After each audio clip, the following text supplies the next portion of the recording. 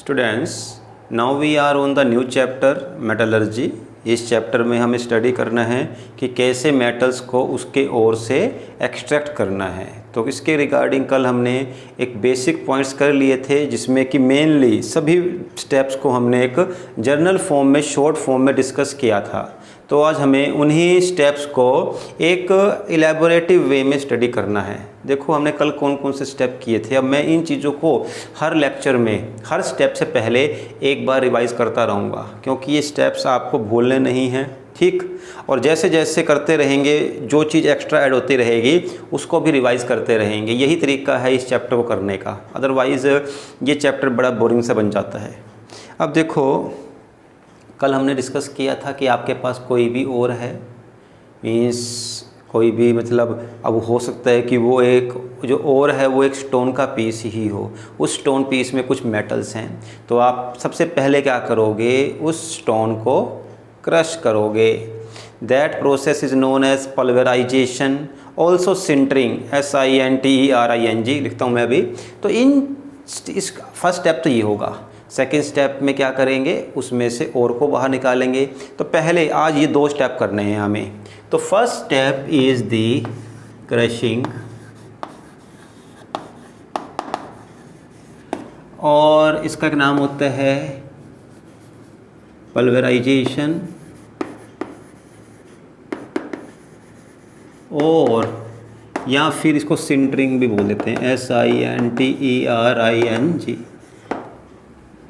Very easy step में कुछ नहीं है। इस स्टेप को बहुत ही, मतलब हो सकता है, मैं इसलिए सब नाम लिख रहा हूँ, इनमें से कोई वर्ड आ जाए और आपको MCQ में इसको सेलेक्ट करना आ जाए कि इन तीन, अब हो सकता है तीनों वर्ड बोल दे, वो कहे कि आपको ABCD 4 ऑप्शन दिए हैं, इनमें से कौन सा वर्ड आपस में कोरिलेट नहीं करता या मिसमैचिंग है। तो इस तरीके के देखो, अब नेक्स्ट ईयर आपको वी आर होपिंग कि 50% तक MCQ आएंगे। ये नेक्स्ट ईयर के लिए आई थिंक ये रहेगा। कुछ ऐसी बातें आ रही हैं CBSE बोर्ड से कि 50% तक MCQs होंगे and they will be on the conceptual basis.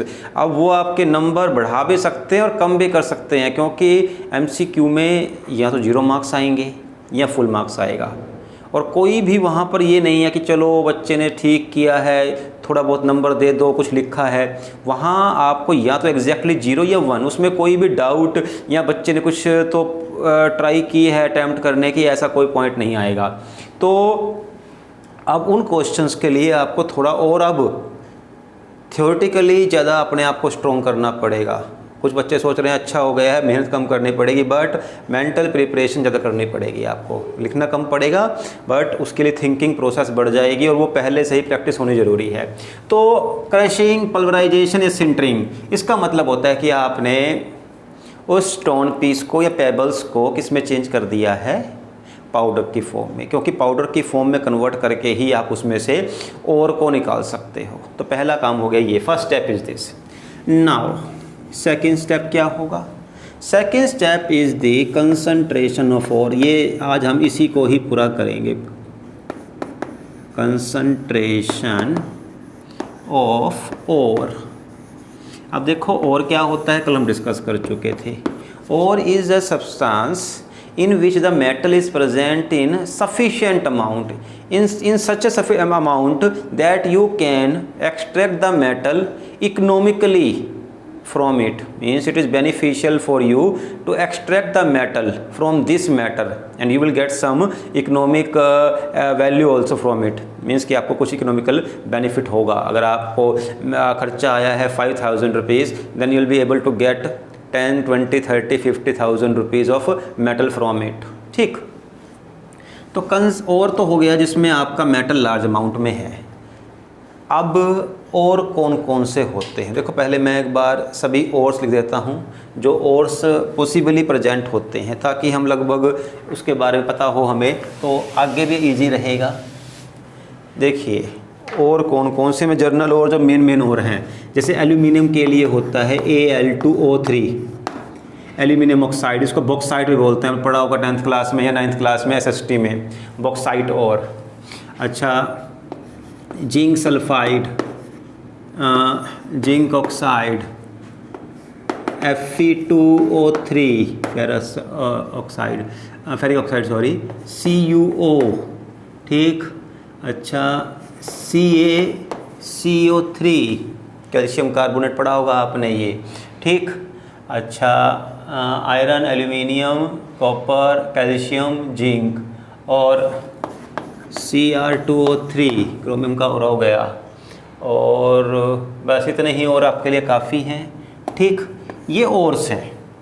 अब देखो जो आपने ना पाउडर की फॉर्म में कन्वर्ट कर लिया है स्टोन को, उसमें मान लो आपको मैं क्या कहता हूँ कि आपको निकालना है ये वाला और, इसमें ये और प्रेजेंट है, बट अभी क्या है इसमें इसके साथ साथ कुछ एक फिजिकल इम्प्योरिटीज प्रेजेंट हैं, although they are not linked by chemical bond, उनके बीच में बॉन्डिंग नहीं। जैसे मान लो आपने क्या किया,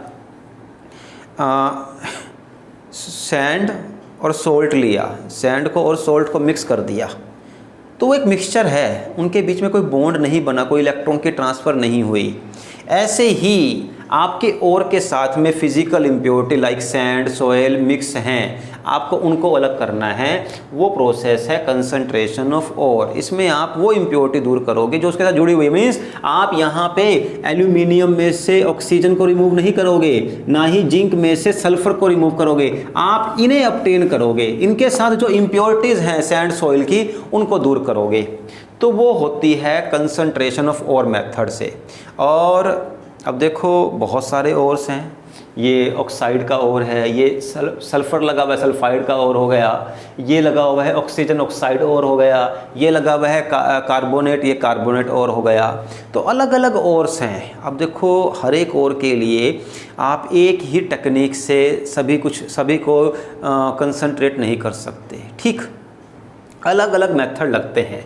अच्छा देखो, हाँ, ये कंसंट्रेशन ऑफ ओर को हम करें इससे पहले इसके कुछ और अल्टरनेटिव नेम्स भी हैं, वो भी कर लो, क्योंकि देखो कहीं ना कहीं एग्जामिनर सोचता है घुमाने के बारे में कि मेन से थोड़ा सा अलग हटके जो इसके अलग अलग नेम और क्या हो सकते हैं। इसको हम बोल सकते हैं dressing of ore, dressing of ore, as well as इसको हम एक नाम और भी है बेनिफेक्शन, BENEFACTION, बेनिफेक्शन ऑफ और, ये इसके नेम है। इनमें से कोई भी एक नाम आपको आ सकता है। Although concentration of ore is the most commonly used terminology, but dressing and beneficiation can also भी यूज, ठीक। अच्छा, अब इसमें सबसे पहला जो मेथड है, देखो अलग अलग ओर के लिए हम कंसंट्रेशन के अलग अलग टेक्निक्स लगाएंगे।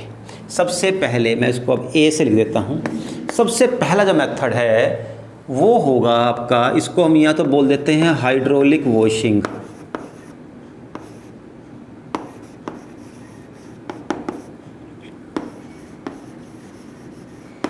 हाइड्रोलिक वॉशिंग, या इसका एक नाम और भी होता है, उसको हम बोलते हैं लेविगेशन, लेविगेशन मेथड। तो हाइड्रोलिक वॉशिंग या लेविगेशन क्या होता है, देखो बहुत ही सिंपल है, आप शायद कभी ना कभी अपने डेली लाइफ में यूज़ करते भी हों इस प्रिंसिपल का, इस मेथड का। जैसे मान लो आपके पास ना एक सैंड है, ठीक है, और दूसरा आपके पास आयरन का ओर है, इसमें आयरन मिक्स है। We know iron is heavy and sand is light. आप उन दोनों को मिक्स कर दो वाटर के अंदर, तो क्या होगा, जो लाइट पार्टिकल्स हैं ऊपर आ जाएंगे, and we know iron is heavy, वो नीचे बैठ जाएगा। तो बस इस तरीके से हमने क्या किया, आयरन के ओर को अलग कर लिया, क्योंकि आयरन का ओर क्या था, हैवी था। यानी कि देखो अब ज़रा ध्यान देना, मैं इस पूरे के पूरे चैप्टर में एक चीज़ का बहुत ध्यान रखना, very very very much important thing is this, कि जो भी करो आपको उसका प्रिंसिपल आना चाहिए। जैसे कि what is the principle of hydraulic washing. Principle का मतलब वो फैक्ट, वो चीज़ अगर वो ना हो तो आप वो मेथड को अप्लाई नहीं कर सकते। जैसे हाइड्रोलिक वॉशिंग या लेविगेशन में क्या होता है कि आपने उस ओर को सिलेक्ट किया जिसमें डिफरेंस है किसका, ग्रेविटी का या फिर मास का। तो आप यहाँ बोलोगे कि जिस मतलब कि जो पार्टिकल जिनके बीच में ग्रेविटी का फ़र्क है, देखो जो हैवी होगा उसकी ग्रेविटी ज़्यादा होगी, जो लाइट होगा उसकी ग्रेविटी कम होगी, इसलिए वो तैरता रहेगा पानी में। सो इसका जो बेसिक प्रिंसिपल है, it is based on the principle of difference in the gravity. light particles will have less gravity, they will be floating on the surface, and the heavy particles will have more gravity, they will settle down on the bottom। आपने उनको अलग कर लिया, ठीक। तो hydraulic washing या navigation का principal क्या हो गया, डिफरेंस इन ग्रेविटी। पूरा का पूरा प्रोसीजर बताओ, लिखो कैसे होता है, ये नहीं आएगा। सभी क्वेश्चन आपके पास 1 मार्क के ही आते हैं केमिस्ट्री में, ठीक है। आपको वहाँ बेसिक चीज़ें जैसे कि प्रिंसिपल क्या है, कि किस सबसे मेन बात क्या है प्रिंसिपल, कि किस चीज़ पर डिपेंड करता है। अगर मान लो दोनों ही पार्टिकल आपके लाइट हों, हल्के हों, दोनों ऊपर आ जाएंगे। आप इस प्रिंसिपल, इस मेथड का यूज़ नहीं कर सकते। दोनों ही पार्टिकल हैवी हैं, नीचे बैठ जाएंगे, मीन्स आपका और भी हैवी है और जो इम्प्योरिटी है वो भी हैवी है, तो फिर ये प्रिंसिपल काम नहीं आएगा। और इम्प्योरिटी दोनों ही लाइट हैं तब भी काम नहीं आएगा। It is based on the difference in gravity, ये चीज़ आ गई। और जो चीज़ हल्की होगी ऊपर आ जाएगी, जो लाइट होगी वो नीचे बैठ जाएगी। इनको हमने अलग कर लिया। तो एक तरीका हुआ हाइड्रोलिक वॉशिंग और navigation which is based on the principle of difference in the gravity. ये एक मेथड हो गया। सेकंड मेथड जो है कंसंट्रेशन ऑफ ओर का, वो और भी आसान है। वो आप देखता होंगे आप काफ़ी लाइफ में, डेली लाइफ में। That is magnetic separation.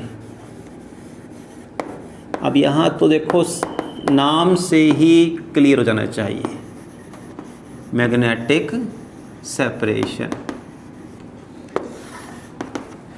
Means ऐसे ओर जो मैग्नेट की तरफ अट्रैक्ट होते हों उनको हम इस मेथड से अलग कर सकते हैं। क्योंकि देखो आपने मान लो और ले लिया और उसकी प्रॉपर्टी है कि that attracts towards the magnet. आप मैग्नेट लेके जाओगे वो उसकी तरफ आ जाएंगे और जो इम्प्योरिटी है वो वहीं रह जाएगी। तो ये हुआ मैग्नेटिक सेपरेशन से। तो इसका प्रिंसिपल क्या हुआ, देखो बनाना चाहिए आपको, कोई ज़रूरी नहीं क्रैमिंग करो।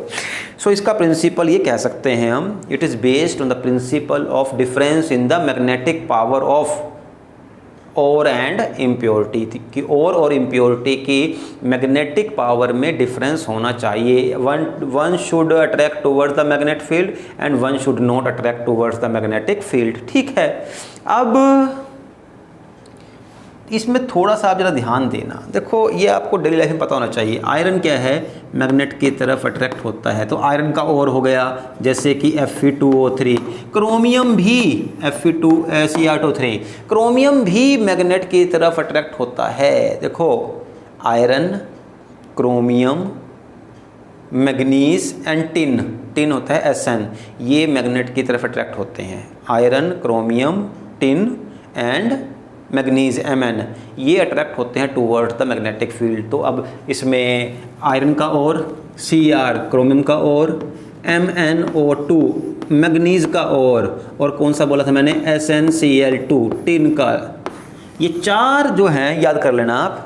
टिन, आयरन, देखो टिन जो आपका जिससे बनते हैं वो कंटेनर्स आयरन के, वो टिन ही होता है। With that also attract toward the magnet, पता है आपको ये चीज़ें।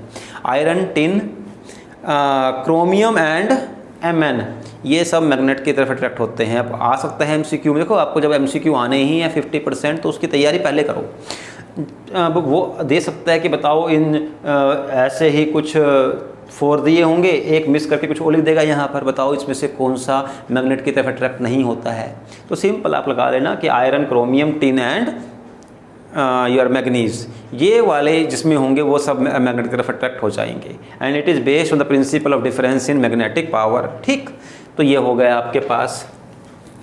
अब इसके बाद स्टार्ट होते हैं सबसे इम्पोर्टेंट कंसंट्रेशन के मेथड। 2 हैं, अभी पहला स्टार्ट करेंगे। ये आपने थोड़ा बहुत शायद 10th में पढ़ा हो, पक्का नहीं कह सकता मैं। Froth flotation, froth flotation method. देखो कहीं ना कहीं इसमें थोड़ा नाम में भी आपको हिंट मिल रहा है। फ्रोथ का मतलब झाग होता है, फ्लोट का मतलब तैरना, कि झाग में कुछ तैर रहा है। और वो क्या तैर रहा होगा, और यानी कि इम्प्योरिटी झाग में नहीं आएंगी और जो मेटल है वो झाग के साथ सरफेस पे आ जाएगा। कैसे आएगा देखते हैं। देखो इस मेथड में करना क्या है, आपने क्या किया, एक मतलब देखो जरा पहले ध्यान देना, ये मेथड सबसे पहले तो केवल सल्फ़र के ओर के लिए काम आएगा। ये बहुत ज़रूरी चीज़ है, इवन आईआईटी तक में कई बार इस पे क्वेश्चन आ गया है। मैंने खुद देखा है, आईआईटी के मेंस में कई बार आया है। उसने क्या किया, 4 और दे दिए, फिर पूछा बताओ इसमें से कौन सा फ्रोथ फ्लोटेशन से आप कंसंट्रेशन कर सकते हो। अब वैसे तो खुद याद करना मुश्किल है, नामुमकिन है आप क्रैमिंग कर लो, इतने सारे हज़ारों ओर्स हैं। उसमें एक सल्फ़र का और था, बस जहाँ सल्फ़र लिखा है वहाँ फ्रोथ फ्लोटेशन मेथड हो जाएगा।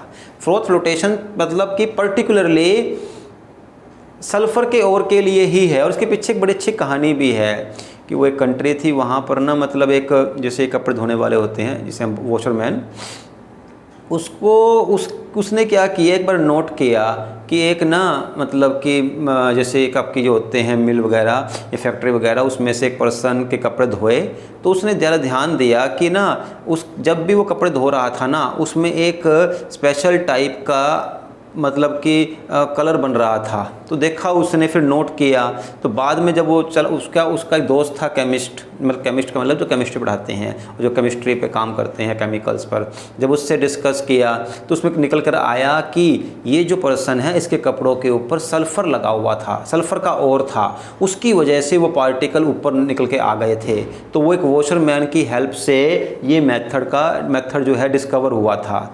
देखो इसमें करते भी क्या है, बड़ा आसान सा तरीका होता है कि ना आपने और ले लिया, पाउडर ले लिया एक, ठीक है, जिसके अंदर सल्फ़र के और हैं, सल्फ़र का और जैसे कि जिंक सल्फाइड, ठीक है, ऑल्दो FeS2CO3 भी होता है, बहुत सारे होते हैं, PbS भी होता है, PbS, जिसमें सल्फ़र आ गए वो सल्फ़र के और हो गए।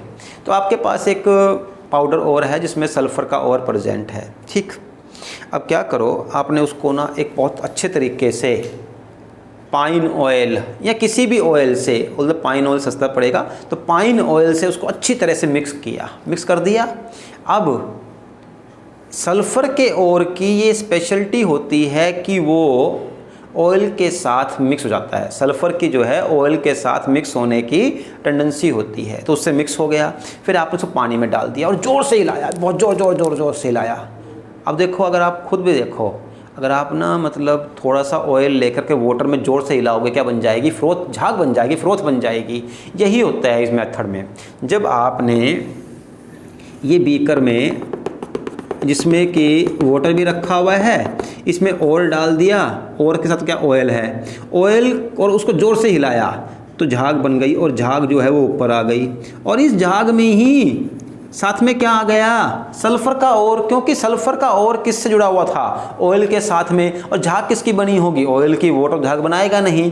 तो झाग के साथ ऊपर क्या आ गया, सल्फ़र का और आ गया, इस झाग को अलग कर दिया, फ्रोथ को अलग कर दिया, और उसको सुखाया और उसमें से और को निकाल लिया।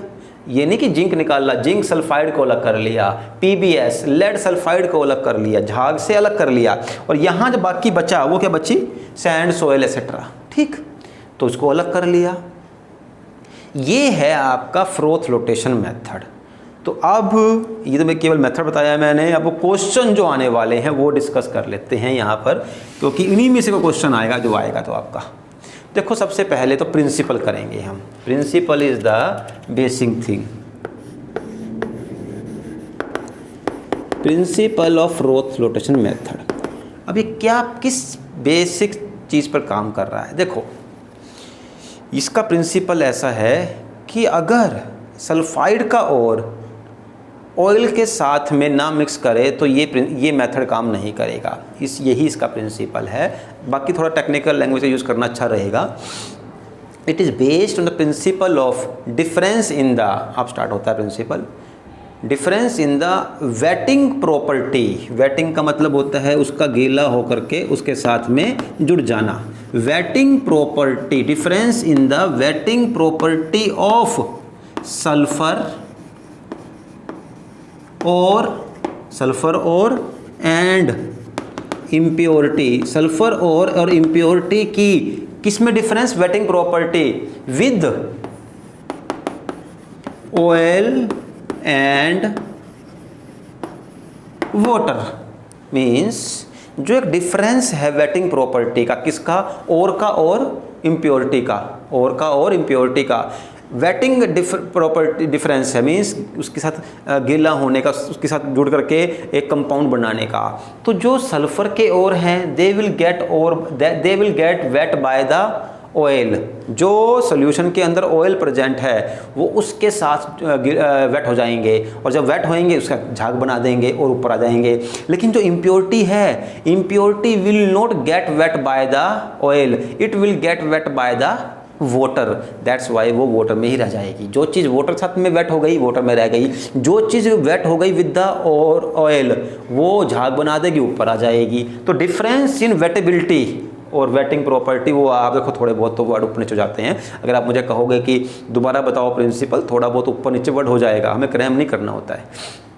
तो वेटेबिलिटी और वेटिंग प्रॉपर्टी ऑफ सल्फर और and impurity with sulphur with oil and water, ये इसका प्रिंसिपल है। ठीक, एक तो क्वेश्चन ये बनता है इसमें। दूसरी चीज़ देखो, अब ये जो मैंने बात की कि थोड़ा सा आपने और लिया, उसको घुमाया फिराया और झाग बना ली, अलग कर दिया, ये एक लेबोरेटरी तक तो ठीक है। लेकिन जब आप एक बहुत बड़ी फैक्ट्री के लिए काम करो, वहाँ पर तो कई कई क्विंटल और होगा, और उसकी झाग बनने में टाइम भी लगेगा। और झाग देखो हमेशा रहती नहीं है, कुछ टाइम के बाद टूट जाती है, दोबारा से वाटर मिक्स हो जाएगी, फिर तो ये प्रोसेस होगी ही नहीं। तो होता क्या है, यहाँ पर हमें एक केमिकल सब्सटेंस का यूज़ करना पड़ता है जिसे बोलते हैं हम फ्रोथ स्टेबलाइज़र।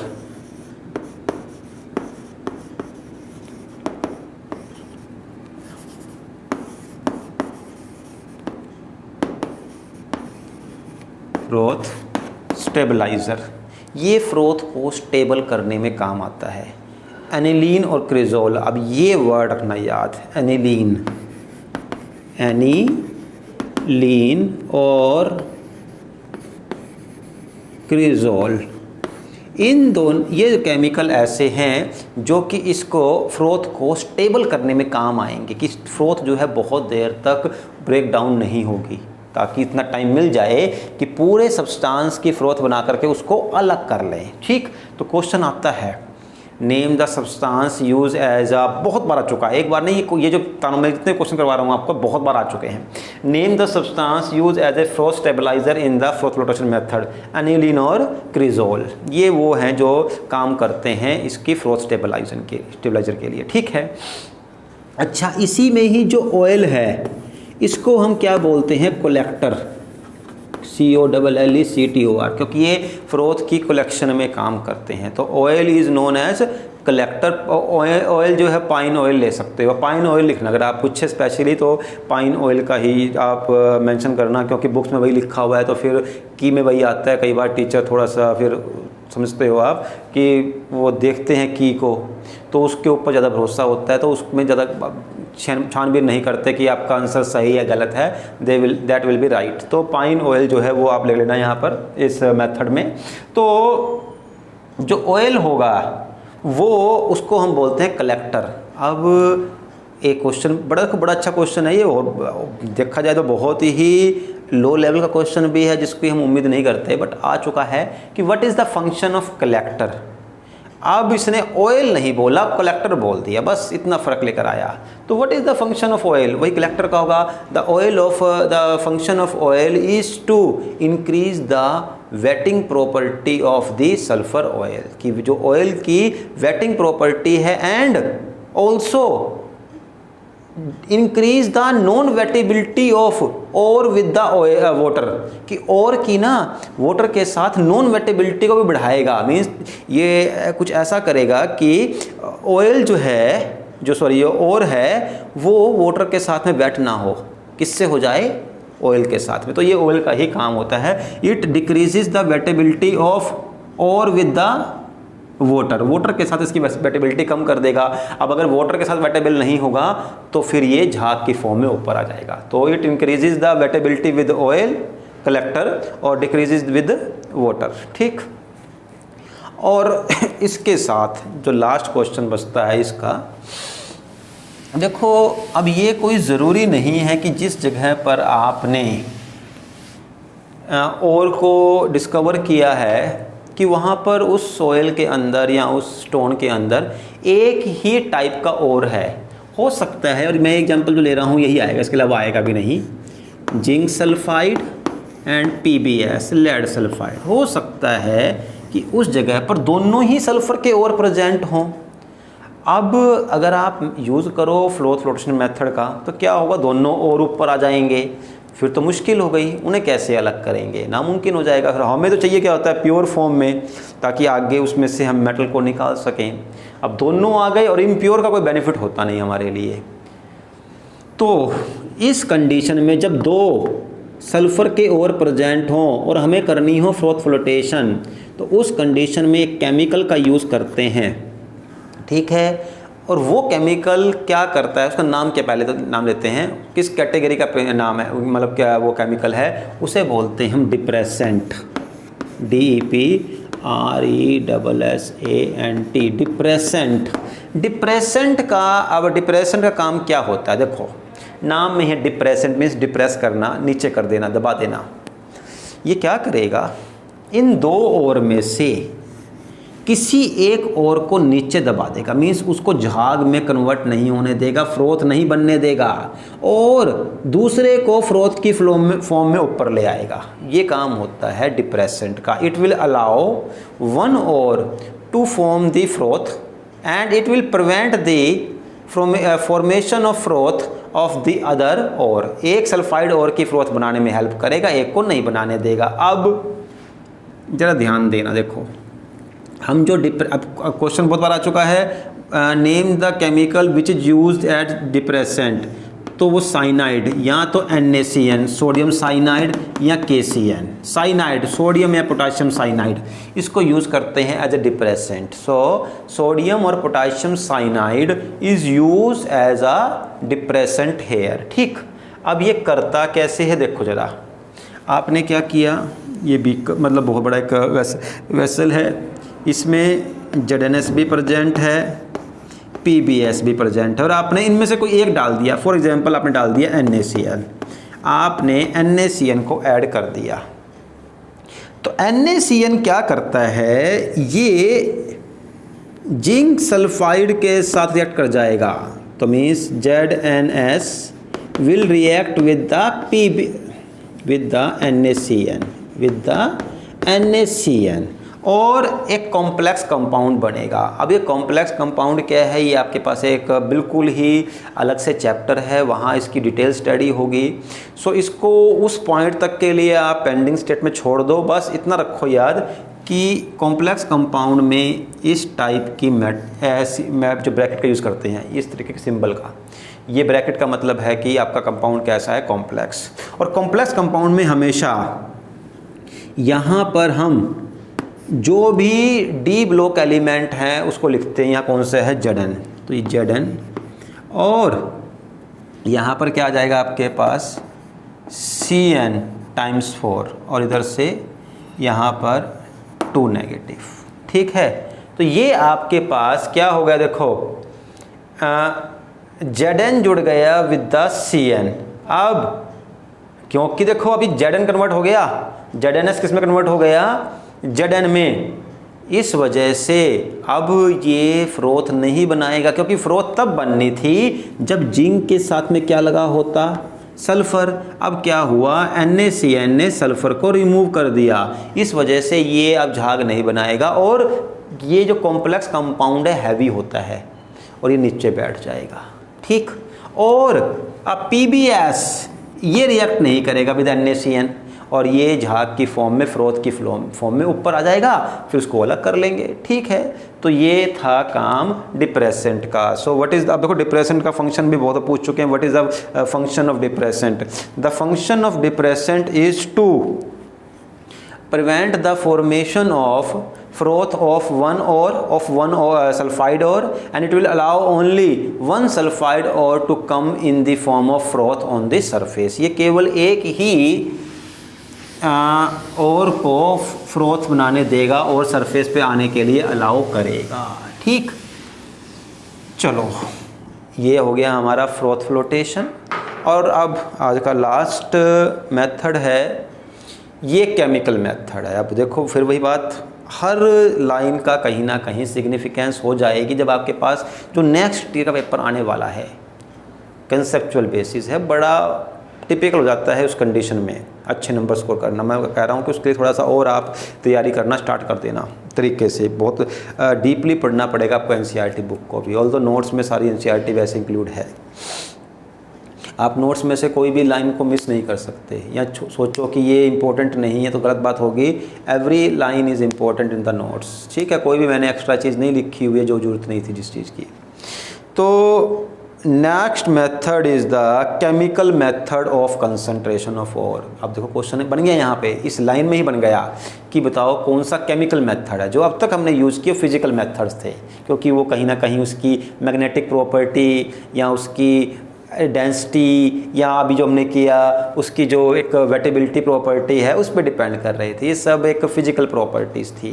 केमिकल प्रॉपर्टीज़ में केमिकल का यूज़ करेंगे, बॉन्ड बनेगा, कुछ नया बनेगा, टूटेगा, वो चीज़ होगी। तो जो नेक्स्ट मेथड है उसको हम लीचिंग, LEACHING, लीचिंग मेथड बोल देते हैं। So leaching method is a chemical method for the concentration of ore, ठीक है। तो ये कंसंट्रेशन ऑफ ओर का एक केमिकल मेथड है और इसका प्रिंसिपल क्या हुआ, क्योंकि प्रिंसिपल देखो मैं कहा है इंपॉर्टेंट होता है। It is based on the principle of difference in the solubility of ore in a specific solvent, कि आपका ओर जो है वो एक स्पेसिफिक सॉल्वेंट में डिसॉल्व हो रहा है, इस चीज़ पर डिपेंड करेगा। मीन्स जिसमें डिसॉल्व हो रहा है हम उस सॉल्वेंट का यूज़ करेंगे, और मीन्स अब जो ओर है वो तो उस स्पेसिफिक सॉल्वेंट में डिसॉल्व हो जाएगा, लेकिन जो इम्प्योरिटी है वो उसमें डिसॉल्व नहीं होगी। और जो चीज़ डिसॉल्व नहीं होती उसको हम बड़े आराम से फ़िल्टर से रिमूव कर लेते हैं। जैसे मान लो आपके पास ना वाटर, सॉल्ट और सैंड है, ठीक है। Water, sand and soil, sorry water, salt and sand हो गई। अब तीनों को मिला दो। जो सॉइल आपका सैंड है वो वाटर में सोल्यूबल नहीं है, लेकिन जो सॉल्ट है वो क्या है, वाटर में सोल्यूबल है। तीनों को मिलाया, फिर इनको फ़िल्टर कर लो। आप देखोगे जो नीचे वाटर पहुंचेगा उसमें सैंड या सॉइल तो नहीं होगी, बट वाटर कैसा होगा, सॉल्टी इन टेस्ट, क्योंकि उसके अंदर सॉल्ट नीचे पहुंच जाएगा। यानी कि जो चीज़ें वाटर में सोल्यूबल हैं उसको तो हम फिल्टर नहीं कर सकते, और जो वाटर में सोल्यूबल नहीं है उनको हम फिल्टर से रिमूव कर सकते हैं। यहाँ पर भी यही तरीका करेंगे कि आपके पास ओर है, ओर को मान लो कि वो सॉल्ट है, ठीक है, और वो उस सॉल्वेंट, हम ऐसा सॉल्वेंट लेंगे जिसमें वो और डिसॉल्व हो जाए। जब वो डिसॉल्व हो जाएगा तो उसको क्या करेंगे, फ़िल्टर कर लेंगे, नीचे पहुंच जाएगा, और जो इम्प्योरिटी है वो ऊपर रह जाएंगी। इसी तरीके से करना है। तो leaching method, leaching is a chemical method for the concentration of ore. It is based on the principle of difference in the solubility of ore in a specific solvent. अब ये लीचिंग भी देखो डिपेंडिंग अपॉन द ओर्स दो type की है। Means नाम दिए, क्योंकि साइंटिस्ट ने डिस्कवर की तो साइंटिस्ट अड़ गए कि हमारा नाम दो, तो फिर उसको 2 कैटेगरीज में डिवाइड करना पड़ा। पहली जो प्रोसेस है इसका नाम है बेयर्स प्रोसेस। देखो अब ये बेयर्स प्रोसेस लीचिंग का ही पार्ट है, ध्यान रखना, लेकिन बेयर्स में एक स्पेसिफिक है। एक यूज़ करते हैं हम only for the concentration of aluminium ore. जब आपको केवल एल्यूमिनियम के ओर को अलग करना है तो उस लीचिंग के मेथड को हम बेयर्स प्रोसेस बोल देंगे। Al2O3 को अलग करने वाला मेथड बेयर्स प्रोसेस। अब क्या करना है इस मेथड में, ज़रा सुन लो पहले एक बार। क्या करेंगे, बॉक्साइट का ओर लेंगे और वाटर में डिसॉल्व कर देंगे, क्योंकि देखो रिएक्शन तो वाटर में ही होगी, सॉलिड स्टेट में रिएक्शन नहीं होती। बॉक्साइट के ओर में वाटर डाल दिया और उसके अंदर कास्टिक सोडा NaOH डाल दिया। ठीक यही करना है आपको, बस इतना ही काफ़ी रहेगा। अब देखो ये रही प्रोसेस, और ये केमिकल प्रोसेस 3 स्टेप्स की है। तीनों स्टेप्स आपको आने चाहिए। हो सकता है कि केवल यही क्वेश्चन आ जाए 3 मार्क्स का, ज़रा ध्यान देना। ठीक, तो सबसे पहले आपने लिया Al2O3। अब ज़रा ध्यान देना, देखो मैं केवल लिख Al2O3 रहा हूँ, बट इन रियलिटी में इसके साथ में सैंड, सॉइल वगैरह भी हैं, वो लिखूँगा नहीं। ठीक, तो Al2O3 ये इम्प्योर फॉर्म में है, आप इसको नीचे चाहो तो लिख सकते हो इम्प्योर Al2O3 कि इसके साथ में और इम्प्योरिटीज भी हैं। और इसमें क्या मिक्स कर दिया, NaOH, और उसको डाल दिया वाटर में ताकि रिएक्शन हो सके, क्योंकि रिएक्शन वाटर में ही होगी। और इससे बनता क्या है, सोडियम मेटा एल्यूमिनेट। देखो कैसे बनेगा, सोडियम मेटा एल्यूमिनेट, बाहर आप लगा दो Na, फिर ये ब्रैकेट आ गई कॉम्प्लेक्स वाली AlOH टाइम्स 4। देखो जरा ध्यान दो, एल्यूमिनियम की वैलेंसी 3 होती है, तो ये 3 OH तो ठीक थे, एक OH आया Na से, NaOH वाला, तो ऐसे बना दिया हमने NaAlOH टाइम्स 4। और इसका देखो नाम हो सकता है बोल दे, इसका नाम लिखो, इसका नाम होगा सोडियम मेटा एल्यूमिनेट। ठीक है, सोडियम मेटा एल्यूमिनेट। और बैलेंसिंग करनी हो, हाँ भाई देखो इनऑर्गेनिक केमिस्ट्री में बैलेंसिंग की बहुत बड़ी इंपॉर्टेंस है। आपको यहाँ पर इस ऑर्गेनिक में नहीं पड़ेगी, बट इनऑर्गेनिक में आपको रिएक्शंस को बैलेंस करना है। तो देखो भाई यहाँ 2 एल्यूमिनियम है, वहाँ 1 है, आप इस सबको 2 से कर दो मल्टीप्लाई। अब यहाँ 2 Na हैं, यहाँ पर 2 Na पूरे हो गए। अब कितने H हो गए, यहाँ 2 and 2 4, ठीक, वहाँ पर कितने हैं 8, क्योंकि 4 and 2 8, तो इसको आप क्या करो 2 से 3 से करो, हाँ 6 and 2 8, ये रहा, ये आपकी रिएक्शन जो है वो बैलेंस हो गई। अब आपके पास क्या आ गया, NaAlOH times 4 sodium Meta aluminate. अब देखो OH का मतलब क्या होता है, बेसिक, जहाँ भी OH लग गया वो क्या होता है, बेसिक। अब क्या करेंगे, इसके अंदर से आप एसिडिक CO2 को पास कर दोगे। CO2 इज एसिडिक गैस, ये पता है आपको। अब एसिड और बेस क्या है, सोल्ट बन जाएगा। सोल्ट क्या बनेगा, NaHCO3 सोडियम बाइकार्बोनेट और सोडियम हाइड्रोजन कार्बोनेट NaHCO3, और Al2O3XH2O means aluminium oxide plus water जुड़ा हुआ साथ में इसके, Al2O3-XH2O, इसको ऐसे लिखेंगे Al2O3 या N, मर्जी आपकी है। कुछ वाटर के मॉलिक्यूल साथ में जुड़े हुए हैं, मीन्स एल्यूमिनियम जो है वो कैसा है, हाइड्रेटेड, कुछ वाटर मॉलिक्यूल इसके साथ में जुड़े हुए हैं। और बस आपका यहाँ लगभग काम खत्म हो गया। फिर क्या करोगे, इसको आप हीट कर दोगे। हीट करने से क्या, वाटर उड़ जाएगा, और क्या मिल गया आपको, Al2O3 प्योर फॉर्म में। यहाँ इम्प्योर था, आपको प्योर Al2O3 मिल गया, यानी कि कंसंट्रेशन हो गई, इम्प्योरिटी से अलग हो गई। ठीक, तो क्या करना है, देखो आपने पहले लेना है Al2O3, उसको NaOH और वाटर से ट्रीट करना है, सोडियम मेटा एल्यूमिनेट बन जाएगा। सोडियम मेटा एल्यूमिनेट जो है ना, ये वाटर में सोल्यूबल होगा, और इम्प्योरिटीज वाटर में सोल्यूबल नहीं होगी। आप इसको फिल्टर कर लोगे तो क्या बचेगा आपके पास, सोडियम मेटा एल्यूमिनेट, जो कि वाटर के अंदर पड़ा हुआ है अभी। अब इसमें Al2O3 वाटर में ही है अभी। अब सोडियम मेटा एल्यूमिनेट जो नीचे आया है फिल्टर करने के बाद, इसमें से आप CO2 गैस को पास करो। तो CO2 गैस पास करने से क्या है, आपका Al2O3 साथ में लगा वाटर ये अलग हो जाएगा, और NaHCO3 इसको ये जो है, अब इसके क्या होंगे, हीट करने से इसके बन जाएंगे प्रेसिपिटेट, एक सॉलिड फॉर्म में, वो अपने आप अलग हो जाएंगे। NaHCO3 वाटर में रहेगा, कोई प्रॉब्लम नहीं है हमें। ठीक, तो ये मेथड हो गया leaching method for the Al2O3, और इसका नाम है बेयर्स प्रोसेस। अब क्वेश्चन ये आ सकता है, name the method which is used for the concentration of ore of Al2O3, तो लिखोगे Bayer's process under the leaching. ठीक है, Bayer's process of leaching method. अब लीचिंग देखो अपने आप में कैटेगरी है जिसमें हम केमिकल का यूज़ करते हैं। अब अगर किसी साइंटिस्ट ने बनाई, उसने यूज़ कर दिया NaOH का, हमने उसको बोल दिया बेयर्स प्रोसेस, और वो यूज़ आई केवल Al2O3 के लिए। फिर एक साइंटिस्ट और आया, एक क्या 2-3 साइंटिस्ट आए, मैकआर्थर फॉरेस्ट, एक का नाम मैकआर्थर था, एक का नाम फॉरेस्ट आ गया, और उन्होंने यूज़ किया साइनाइड का। ठीक, और किसके लिए, सिल्वर गोल्ड के लिए। तो उनके नाम पर ही बन गई लीचिंग मेथड, मैकआर्थर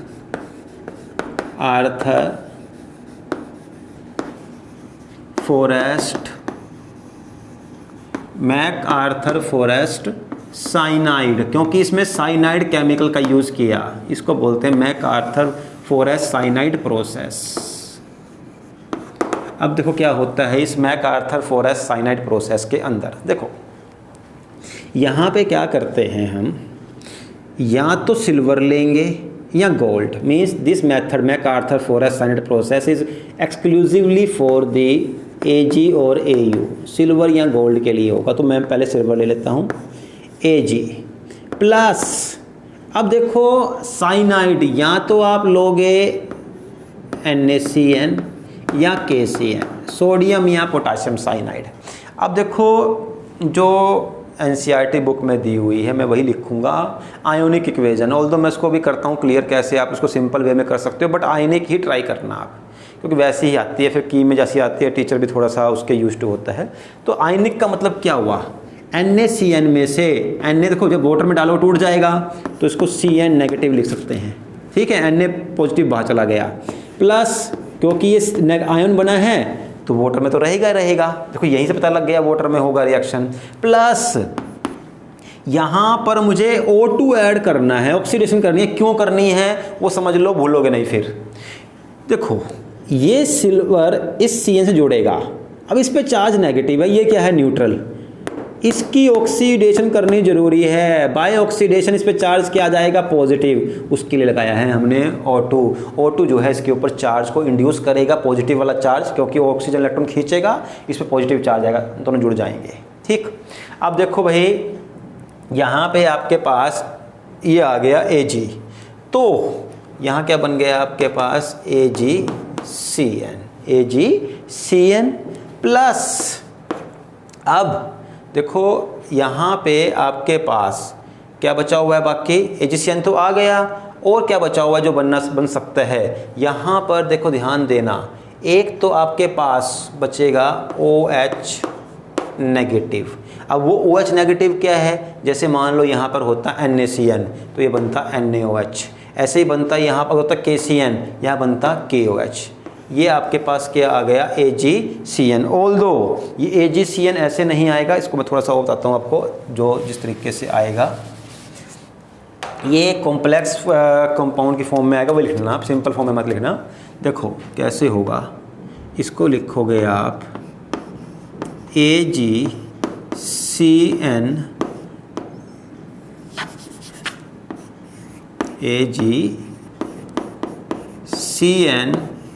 ब्रैकेट, देखो ये ब्रैकेट बंद करके ये ब्रैकेट कर देना, ऊपर नेगेटिव साइन, ठीक।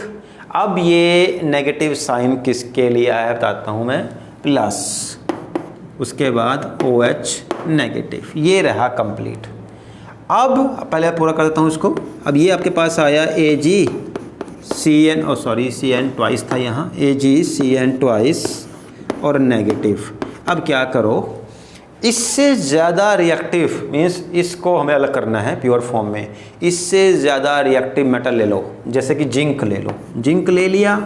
अब जिंक क्या है, इसको रिप्लेस कर देगा तो सिल्वर क्या हो जाएगा, अलग, सिल्वर यहाँ पर अलग हो गया, और ये बना लेगा विद द ZnCN टाइम्स 4, और जिंक की वैलेंसी होती है 2, तो यहाँ 2 नेगेटिव आ गया, ठीक। तो इस तरीके से देखो मैं ये बताया आपको क्या हुआ, थोड़ा समझ लो इसको एक बार दोबारा से। आपके पास सिल्वर था, उसको साइनाइड के सॉल्यूशन में डाला, वहाँ से पास की ऑक्सीजन, आपके पास AgCN ट्वाइस नेगेटिव कॉम्प्लेक्स बना। जो AgCN ट्वाइस नेगेटिव कॉम्प्लेक्स बना है उसमें से सिल्वर को कैसे रिमूव कर सकते हैं, बाय डिस्प्लेसमेंट मेथड। डिस्प्लेसमेंट में क्या होगा, मोर रिएक्टिव मेटल को यूज़ करते हैं, 9th 10th का क्वेश्चन है। आपने मोर रिएक्टिव मेटल ली और इसने इसको अलग कर दिया, और Ag आपका अलग हो गया, ये प्योर फॉर्म में है। यहाँ जो प्योर Ag था वो इम्प्योर था, तो आपने यहाँ पर प्योर Ag को ले लिया, ठीक। अब ये तो करनी है आपको बोर्ड में, लेकिन समझना हो कि ये व्हाट इज़ नेगेटिव और क्या होगा, ये पूरा क्यों नहीं है। तो यहाँ मान लो आपने लेना, अगर मान लो ये होता आपका KCN, ये होता KCN या NaCN, तो मैंने KCN ले लिया, तो यहाँ पर आप K लगाते। अब देखो क्या होगा, सिल्वर एक इलेक्ट्रॉन देगा एक Cn को, कितने Cn, 2 Cn हैं, दूसरा Cn इलेक्ट्रॉन लेगा K से, तो KCN और AgCN, इसलिए 2 Cn है यहाँ पर, क्योंकि सिल्वर की वैलेंसी 1 ही होती है तो जुड़ता वो विद Cn, AgCN और KCN 2 Cn। और यहाँ पर भी क्या होता फिर KOH, ठीक है, यहाँ भी क्या होता KOH। और देखो ये 2 आ गया था तो 2 K हो गए, एक K यहाँ आया एक K यहाँ आया, 2 Cn है, दोनों Cn यहाँ पर आ गए, ठीक। उसके बाद फिर हमारे पास क्या है AgCN ट्वाइस और जिंक, ये इसको रिप्लेस कर देगा, तो यहाँ तो आ गया Ag और यहाँ पर बाहर क्या आ जाएगा K2, ये नेगेटिव ख़त्म, ठीक, K2 यहाँ पर आ जाएगा, यहाँ से जो मतलब आप क्या लोगे, देखो यहाँ पर क्या लेते पहले आप K, यहाँ से क्या लेते K, वो K यहाँ आता, और क्योंकि देखो जिंक की वैलेंसी 2 होती है, हमेशा देखोगे आपने ZnCl2 ZnO, जिंक की वैलेंसी 2 होती है, तो अब देखो कितने Cn जुड़े हुए हैं यहाँ 4, यानी कि एक Cn लेता है 1 इलेक्ट्रॉन, Cn नेगेटिव होता है 1 इलेक्ट्रॉन लेगा, 4 Cn 4 इलेक्ट्रॉन लेंगे, 2 देगा जिंक और 2 देंगे ये पोटाशियम, ठीक। तो ये यहाँ पर आपकी कंप्लीट हो जाती है कंसंट्रेशन ऑफ ओर वाला मेथड। भी थोड़ा सा ये आपको 2-3 बार रिपीट करना पड़ेगा इस पूरे सिलेबस में। अब जो आपका इनऑर्गेनिक वाला बचा हुआ है, ऑल्दो ऑर्गेनिक में भी यही रहेगा, बट जितना बचा हुआ सिलेबस है इन सब में अब न्यूमेरिकल कोई नहीं है, बट उसकी जगह क्या आ गए हैं, न्यूमेरिकल की जगह आ गए हैं आपके रिएक्शंस। तो रिएक्शंस को आपको बार बार ट्राई करना पड़ेगा, 2-4 बार समझना पड़ेगा, नहीं समझ आता है वीडियो देख लेना आप 2-3 बार, और तब भी समझ ना आए तो आप मुझे कॉल कर लेना, कोई प्रॉब्लम नहीं रहेगी, ठीक है। तो ये यहाँ से हमने आज एक स्टेप कर दिया, फर्स्ट स्टेप किया था क्रशिंग की और सेकेंड स्टेप में कंसंट्रेशन ऑफ ओर कर दी है, ओके। अब बाकी जो मेथड नेक्स्ट रहेगा उसे हम कल डिस्कस करते हैं।